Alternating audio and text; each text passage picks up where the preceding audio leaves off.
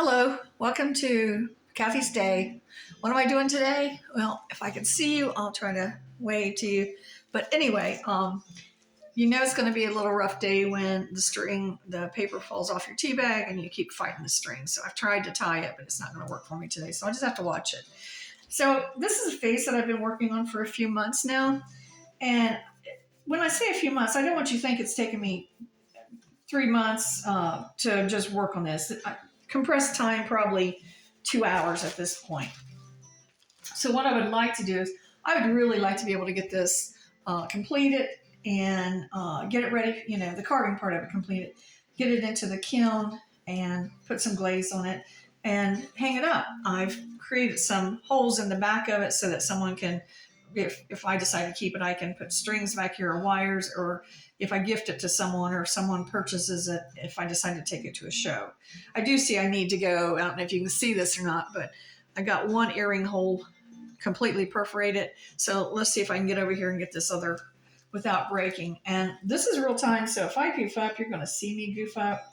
I'll try to get through here. The reason I'm making the holes in the ear so big is because in reality, it's not soft tissue like a regular earring, and it's a little harder to get a hole through there without shattering.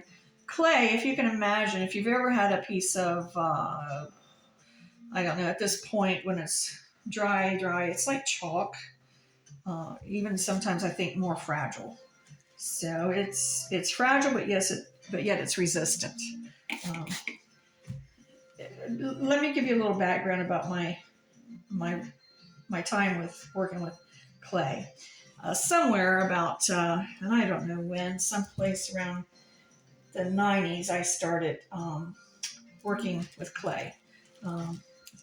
And at that point, I started making these little character dolls that over a 10-year period ended up starting out with flour and salt as my dough to actually clay. And the reason I chose to do clay is because people were buying these character dolls that were turn of the century Santas, and they were storing them, of course. And then what I was concerned about is when they would get them out, from storage, that maybe a critter had eaten them or they would decay.